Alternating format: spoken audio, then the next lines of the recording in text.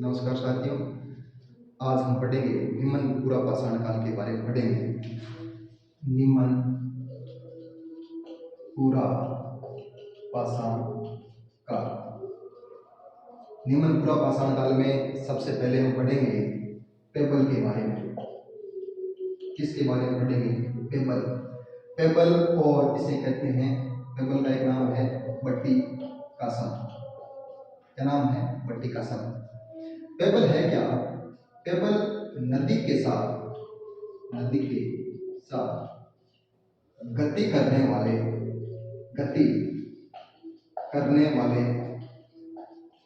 चट्टानी अवसाद पेबल कहलाते हैं। क्या कहलाते हैं? पेबल कहलाते हैं। और इसे सोहन संस्कृति भी कहते हैं। कौन संस्कृति कहते हैं? सोहन संस्कृति भी कहते हैं। तो एक चीज याद रखना कि पेबल होते क्या है। पेबल नदी के साथ गति करने वाले चट्टानी जो अवसाद है, ये पेबल कहलाते हैं। और ये किसमें आते हैं? सोहन संस्कृति में आते हैं। अब देखो, पेबल के दो भाग हैं। पेबल के कितने भाग हैं? दो भाग हैं। और पहला है एक धार वाला पेबल।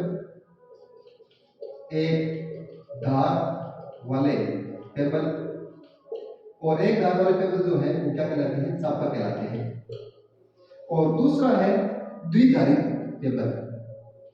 द्विधारी पेबल और ये क्या कहलाते हैं? चॉपर कहलाते हैं। क्या कहलाते हैं? चॉपर कहलाते हैं। तो अब आपको ये याद रखना है कि पेबल के कितने भाग हैं? दो भाग हैं, एक धार वाले पेबल और द्विधारी पेबल। एक धार वाले पेबल क्या कहलाते हैं? चापर कहलाते हैं। और द्विधारी पेबल क्या कहलाते हैं? चॉपर कहलाते हैं। अब चापर का एक उदाहरण दीजिए तो आपको लिखना है गंडासा। क्या लिखना है? गंडासा। और चॉपर का एक उदाहरण लिखना है आपको खंदक। क्या लिखना है? खंदक। अब प्रश्न ये आता है कि ये चापर और चॉपर नाम किसने दिया था? तो आपको ये ध्यान रखना है कि चापर और चॉपर जो नाम है ये एच.एन. मोवियस के द्वारा दिया गया था। किसके द्वारा दिया गया था? एच.एन. मोवियस के द्वारा। तो ये थी सामान्य जानकारी पेबल के बारे में। नदी के साथ गति करने वाले चट्टानी अवसाद क्या कहलाते हैं? पेबल कहलाते हैं। और ये सोहन संस्कृति कहते हैं। पेबल के दो भाग, चापर और चॉपर। नाम किसने दिया? एच.एन. मोवियस ने नाम दिया। अब हम अगला टॉपिक पढ़ेंगे एस्टुरियन संस्कृति। कौन संस्कृति? एस्टुरियन संस्कृति। देखो, एस्टुरियन जो नाम है ये फ्रांसीसी भाषा का शब्द है। एस्टुरियन संस्कृति। पहले तो आपको ये याद रखना है कि एस्टुरियन जो नाम है ये किस भाषा का शब्द है? फ्रांसीसी भाषा का शब्द है। किस भाषा का शब्द है? फ्रांसीसी भाषा का क्या है? शब्द है। किस भाषा का है? फ्रांसीसी भाषा का शब्द है। और इसमें एस्टुरियन में हस्तकुंठा, कलेवर, विदारणी, हस्तकुंठा, कलेवर, विदारणी जैसे पत्थर के औजार, जैसे पत्थर के औजारों को एस्टुरियन कहते हैं। एस्टुरियन संस्कृति किस भाषा का शब्द है? फ्रांसीसी भाषा का शब्द है। इसमें कौन कौन से कल हमने पढ़ा था? हस्तकुंठा, कलेवर, विदारणी जैसे पत्थर के औजारों को क्या कहते हैं? एस्टुरियन कहते हैं। क्या कहते हैं? एस्टुरियन संस्कृति कहते हैं। अब आगे देखो, एस्टुरियन कहते हैं। और ये जो हस्तकुंठान है ये कहां से मिले हैं? मद्रास से मिले। कहां से मिले हैं? मद्रास से मिले। कहां से मिले हैं? मद्रास से मिले हैं। और मद्रास से मिलने के कारण एस्टुरियन संस्कृति को क्या कहते हैं? मद्रास संस्कृति भी कहते हैं। क्या कहते हैं? मद्रास संस्कृति भी कहते हैं। और मद्रास संस्कृति है, मद्रास संस्कृति भी कहते हैं। और मद्रास संस्कृति का जो नामकरण है ये कृष्णा स्वामी के द्वारा किया गया था। किसके द्वारा? कृष्णा स्वामी के द्वारा। अब प्रश्न आ सकता है मद्रास संस्कृति का नामकरण किसने किया था? कृष्णा स्वामी ने किया था। अब देखो, ये बात करती है 1863 ईस्वी की है। 1863 में मद्रास से हस्तकुंठार मिले। ये तो पिछली क्लास में बात कर चुके हैं। अब देखो 1864 की बात है। 1864 ईस्वी में मदुरई के पास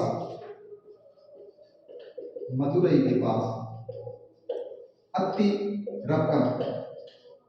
अतिरपकम से किम महोदय को, किस महोदय को, किम महोदय को, किम महोदय को, अतिरपकम से किम महोदय को एसुलिन, किम महोदय ने एसुलिन खोजे। क्या खोजे? एसुलिन खोजे। अब देखो 1863 ईस्वी में हस्तपुठा की क्या होगी? खोज होगी। 1864 ईस्वी में जो किम महोदय थे उनको उन्होंने किसकी खोज कर ली? एसुलिन की क्या कर ली? खोज कर ली। अब देखो क्षेत्र कौन कौन से थे? ये तो हमने पहले बात की, स्वर्ण संस्कृति के बारे में बात की, एसुलिन संस्कृति के बारे में बात की, कौन कौन से औजार थे। अब हम पढ़ेंगे क्षेत्रों के बारे में। देखो और सबसे पहले हम पढ़ेंगे सोहन, सोहन नदी घाटी, सोहन संस्कृति। सबसे पहले हम क्या पढ़ेंगे? सोहन संस्कृति। तो देखो सोहन संस्कृति में देखो, सोहन संस्कृति 1928 ईस्वी में, 1928 में D.N. वाडिया ने, D.N. वाडिया ने सोहन संस्कृति की क्या की? खोज की। किस संस्कृति की खोज की? सोहन संस्कृति की खोज की। प्रश्न आ सकता है कि सोहन संस्कृति की खोज किसने की थी? तो आपको बताना है D.N. वाडिया ने। और सोहन संस्कृति की खोज की और सोहन संस्कृति की खोज की। और यह जो सोहन संस्कृति है ये सिंधु की सहायक नदी है। किसकी सहायक नदी है? सिंधु की सहायक नदी है। और वाडिया को, किसको? वाडिया को सोहन संस्कृति का क्या कहा जाता है? पिता कहा जाता है। क्या कहा जाता है? D.N. वाडिया को सोहन संस्कृति का क्या कहा जाता है? पिता कहा जाता है। किसको कहा जाता है? D.N. वाडिया को। और खोज कब हुई थी? 1928 में इसकी क्या हुई थी? खोज हुई थी। और 1930 ईस्वी में,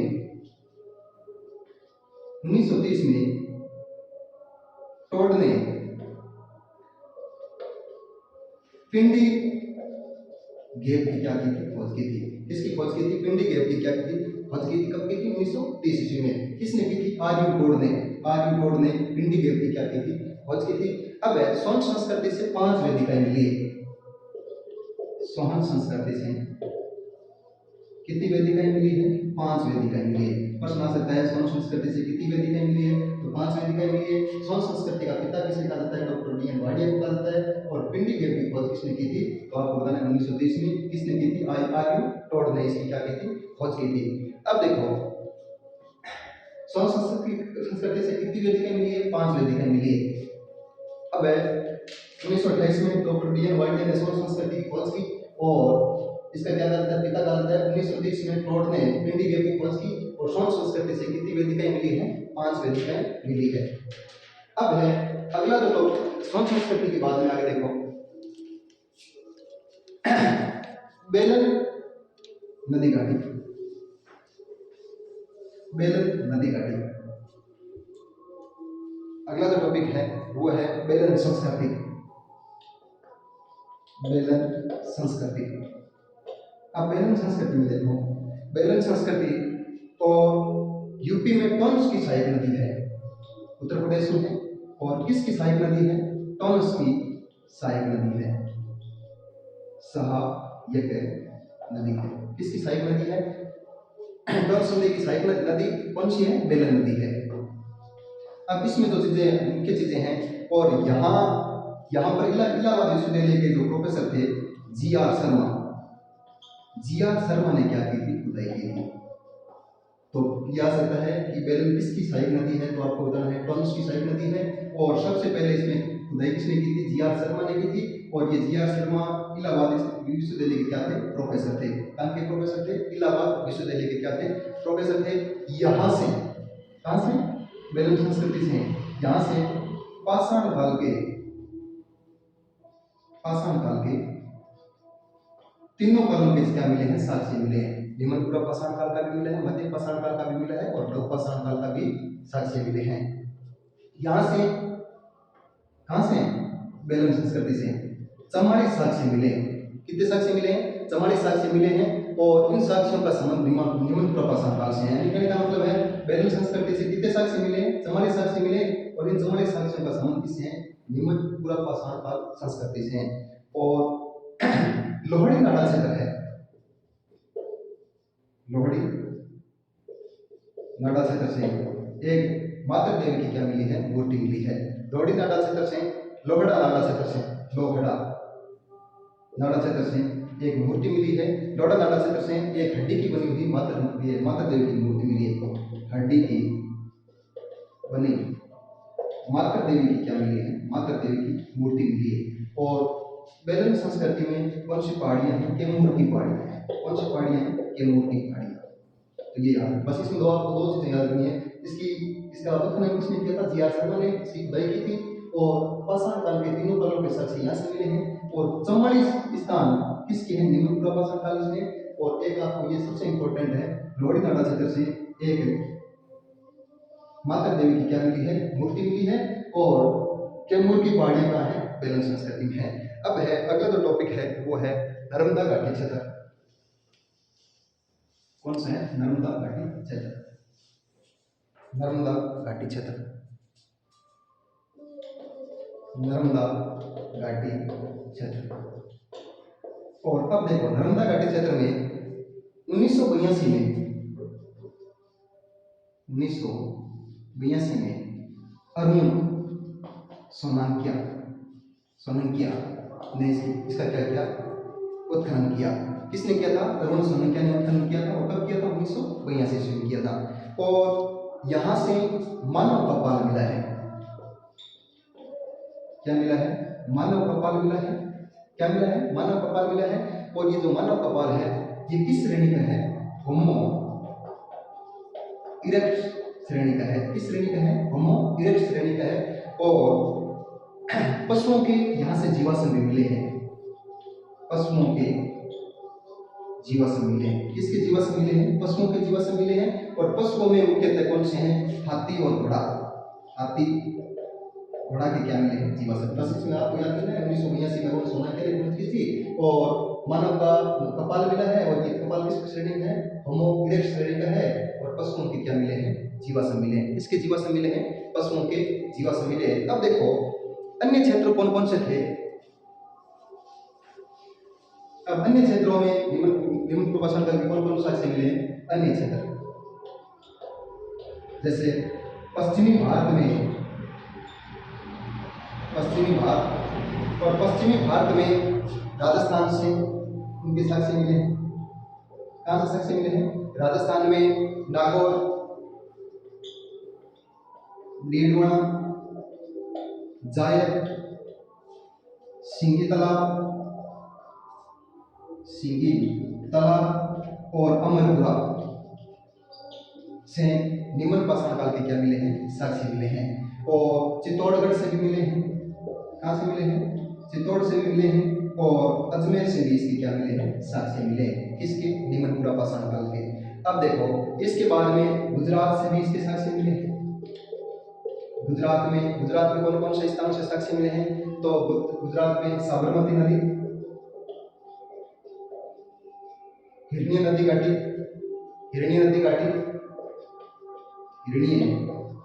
घाटी और अमरथी से भी निम्नपुरा पाषाण काल के क्या मिले हैं, साक्ष्य मिले हैं। और महाराष्ट्र में गोदावरी नदी से भी इसके क्या मिले हैं, साक्ष्य मिले हैं। गंगावाड़ी या गोदावरी। तो ये तो हो गया पश्चिमी भारत, हो गया पश्चिमी भारत, राजस्थान से साक्ष्य मिले, गुजरात से साक्ष्य मिले और महाराष्ट्र से साक्ष्य मिले। अब हम बात करते हैं पूर्वी भारत की। पूर्वी भारत है, और पूर्वी भारत में बंगाल, बिहार, उड़ीसा और असम से भी इनके क्या मिले हैं, साक्ष्य मिले हैं। कहाँ से, बंगाल से, बिहार से, उड़ीसा से और असम से। तो सबसे पहले देखो बिहार में एक स्थान है पेंसरा। कौन सा स्थान है, पेंसरा है। और पेंसरा औजार निर्माण का क्या था, केंद्र था। किसका केंद्र था, औजार निर्माण का। औजार प्रश्न आ सकता है कि पेंसरा किसके लिए प्रसिद्ध था, तो आपको बताना है औजार निर्माण के लिए क्या था, प्रसिद्ध था। और ये कहाँ था, पूर्वी भारत में था। और पूर्वी भारत में बंगाल में था, ये बिहार में था। अब है अगला जो स्थान है वो है बंगाल में मुख्यतः मिदनापुर, पुरुलिया, और वीरभूम, ये 3 मुख्य स्थान थे। और असम घाटी से भी इसके साक्षी मिले हैं और उड़ीसा से भी इसके क्या मिले हैं, साक्षी मिले। तो अन्य क्षेत्रों में कौन कौन से आगे? पश्चिम भारत, राजस्थान, नागौर, डिगोना, जायट, संगीतरा, अमरपुरा, चित्तौड़, और चित्तौड़ के बाद में अजमेर गुजरात, साबरमती नदी, हिरणी नदी घाटी, अमरथी महाराष्ट्र में, गोदावरी पूर्वी भारत में, बिहार, पेंसरा, बंगाल में मिदनापुर, पुरुलिया, वीरभूम, असम घाटी और उड़ीसा। तो अब ये अगला जो टॉपिक है वो देखो, ये तो हो गई। इसके बाद निम्न पाषाण काल की बात हो गई। अब हम पढ़ेंगे एसुलियन के अवशेष कहाँ से मिले हैं, वो भी थोड़ा बहुत पढ़ लेते हैं। अब देखो एसुलिन में हमने पढ़ा हस्तकुठार, कलिवर, विदारणी, खंडक, इनके बारे में हमने पढ़ा। अब देखो एसुलिन संस्कृति,